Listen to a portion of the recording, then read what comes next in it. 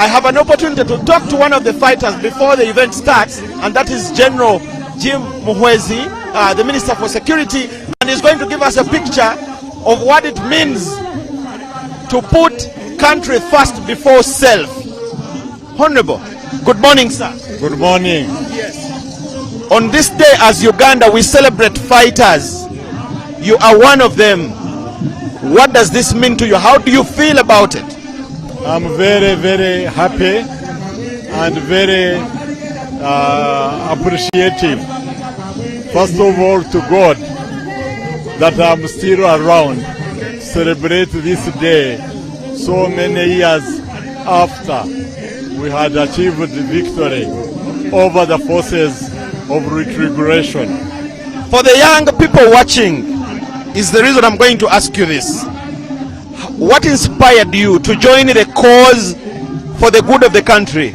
And what inspired you to take whatever sacrifice it came with?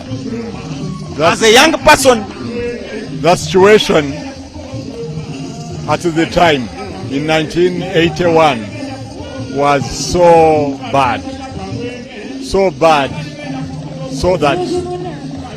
one was ready to give one's life in order for the future of the country.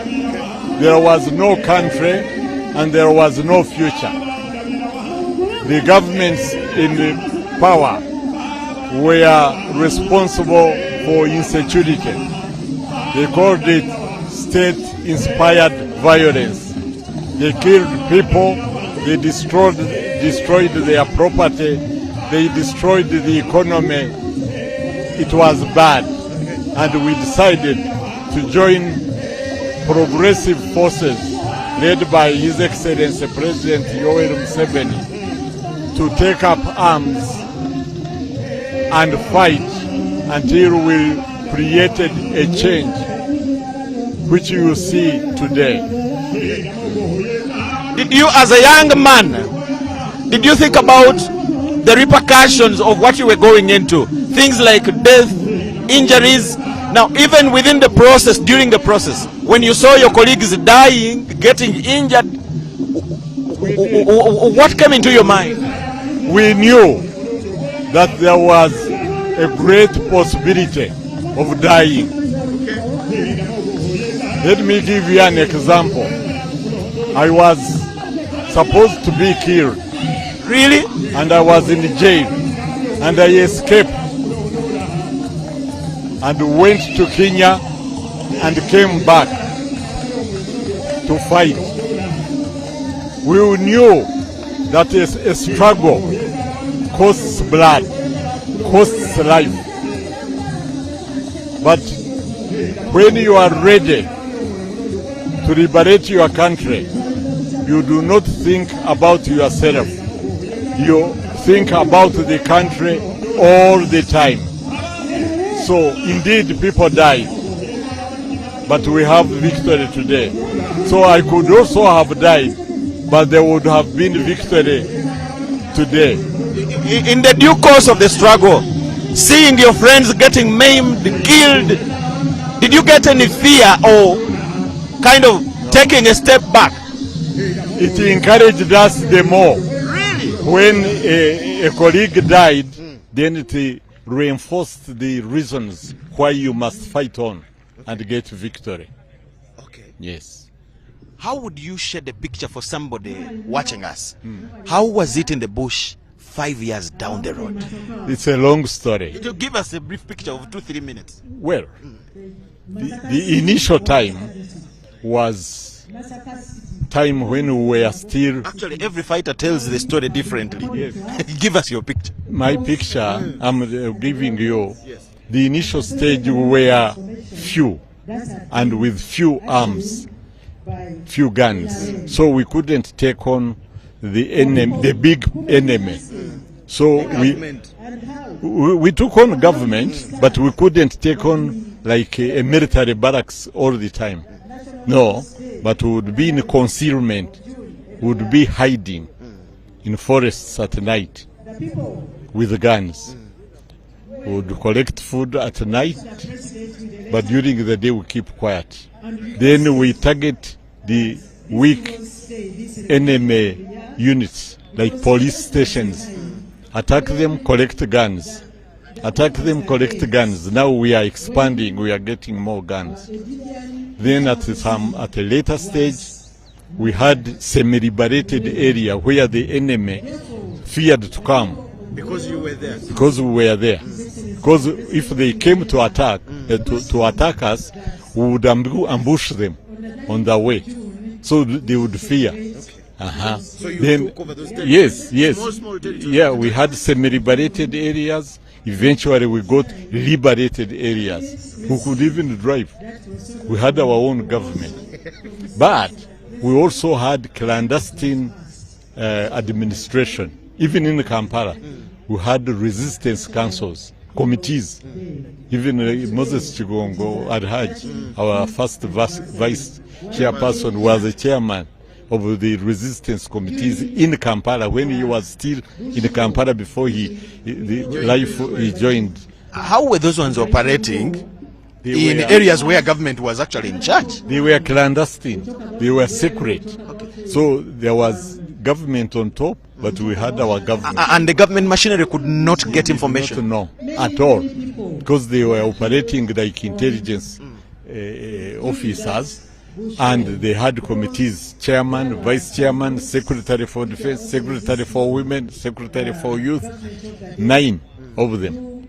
And their job was to give us information, to collect things like medicine, which we needed badly, and things like that. Until we grew stronger, we attacked the enemy, and we came and captured power.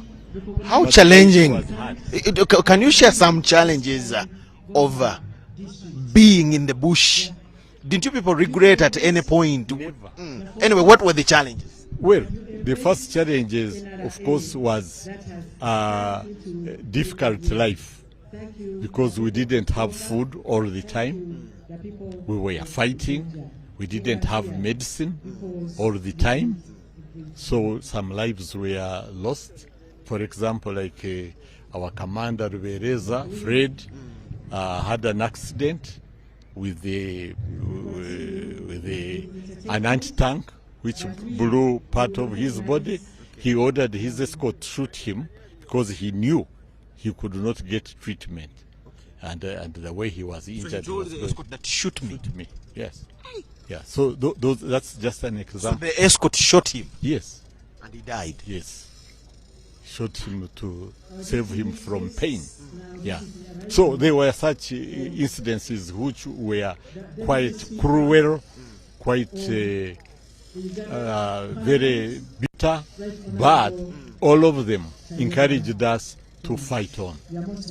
So you overthrow the government. You are in Kampala. There is a picture I've seen of the president seated at the steps of parliament, and you are standing behind him with a cape. And I see General Tafiri there, so many of you young men. What was the feeling like that finally we are here? Well, there was jubilation and celebration. However, in our minds, we knew what task lies ahead, because that was a stage of liberation, but there was more to reorganize the country politically, socially, and economically, which is what has been going on. There was rehabilitation, relief, rehabilitation, and development, and it has been a struggle. Now you can see when we entered Kampala, there was no industry, there was no factory. But now we have industries. We are manufacturing even vehicles. We shall go there, Honorable. I'm looking at a group of young men who have been in the bush fighting. Finally, they have power over the whole country. How did you avoid being driven by the excitement of having the power and having all of that? And now you are young people and everything is under your charge. Did you come from the bush with a plan? How did you manage to handle the first days of yourselves? Very young and with all the need to have life and things like that. You see, How do you avoid excitement driving you off the track? You see, there is something called ideology, Okay. which we are now talking about, telling our young people about patriotism, Pan-Africanism, socio-economic transformation, democracy. We are focused. We knew what we wanted. So, at any given time, we never lost sight of the target, our strategic objective. So we could not be diverted. What was that? To liberate Uganda, to make Uganda a modernized, industrialized country, which it was not at the time. So, and we needed to do things that will lead us there. So even if we had come out of the bush and there was the excitement, good life, vehicles, social life, we never lost sight of the objective of turning Uganda into a modern, industrialized country. What do you feel about your brothers and sisters all over the country that lost their lives in this struggle? The men that, the one where the president is going to lay wreath, and other places where these sites are. How do you people, not you alone, but all of you, how do you feel about these people? We salute them. We salute them. We knew that they didn't die in vain. They died in order Uganda to be free. And they are the heroes we are celebrating today. That's how we look at it. And the struggle continues because we still need heroes, because imperialism is still around. We are still being fought. We are still being undermined.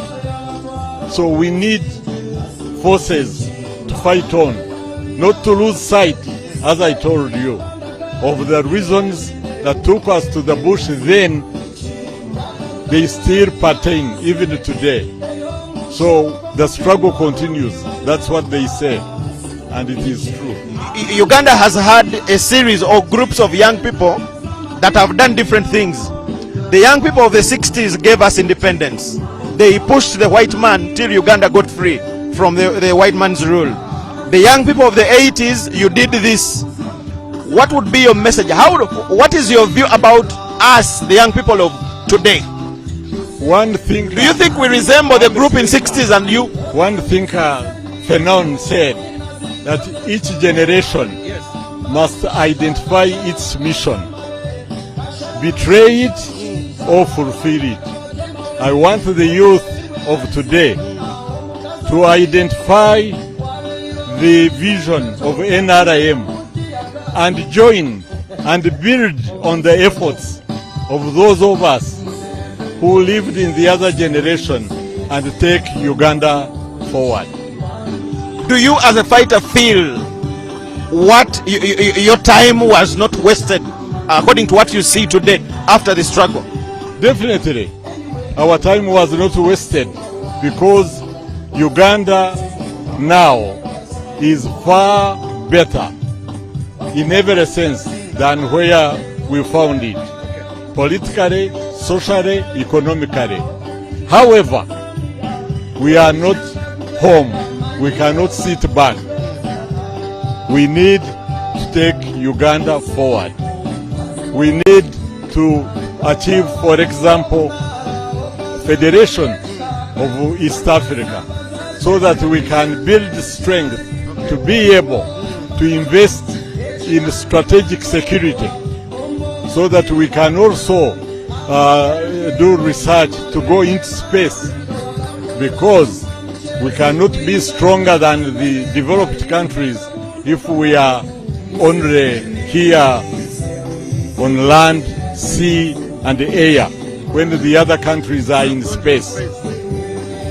You have colleagues who think that the focus was lost. Your very colleagues.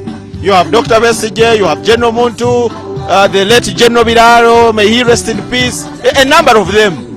What is your view? These are your colleagues, heroes that you fought with. They think the focus was lost. What is your view? There is always temptation of getting angry and look at yourself and feel bitter and betray the cause.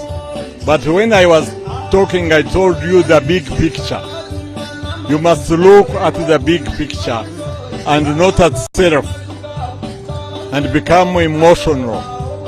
You must look at the strategy of Uganda, not the tactical, not small looking at yourself. You are a small pin in the whole thing. So my view, my personal view, is that people should not be selfish, should always look at Uganda rather than individual, self. This is my last one, Honorable. You are the Minister for Security. Have you watched videos of young people kicking people, injuring them and taking? There's so many border borders that may round up somebody and beat them. What plans do you have as a ministry to save us from this? We are mobilizing the foundation security, the community policing to involve the people, because these criminals live amongst us. So we cannot leave it only to the uniformed security. We need to use intelligence, crime intelligence and other intelligence agencies to infiltrate and get to know these people and get them. Honorable, isn't that reactionary? Wait. Aren't we not being... Wait. I also want to tell you that what you see on social media, it does not mean escalation of the problem. No, social media puts these clips together, but all these clips that were being... these clips are released by police. Wait. Why don't you give me a chance? You asked me, you want to tell me your... Yeah. These clips are over years. Many of them, these people who kicked and attacked people, and even some people died, were arrested, are in jail, others are in court. Last year and the year before. So they didn't happen at the same time. That's the impression that is created. I'm not saying that the situation is all right. No, the situation is bad, and we are taking steps to deal with it, as I was telling you. We are going to work with the community and work with the police, uniformed and ununiformed, and we are going to control the situation. But people should not get alarmed, because these clips are put together and sent at the same time, and it is as if these things have happened in 1 week, in 1 month, in 1 year. That's not true. The good news is that most of them have been arrested, have been charged in courts of law. Some are in prison. There is action being taken. Oh, yes. Honorable, thank you so much for the time and the information we have shared. Happy Heroes Day. Yeah.